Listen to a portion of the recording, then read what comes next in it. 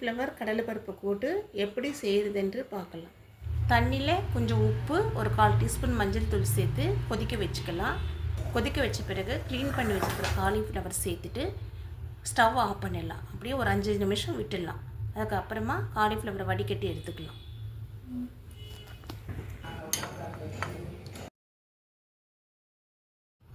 நூறு கிராம் கடலைப்பருப்பு அரை மணி நேரம் ஊற வச்சுருக்குறேங்க.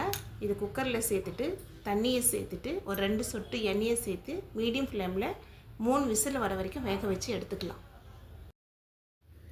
பருப்பு இந்த மாதிரி வேக வச்சு எடுத்துக்கலாம்.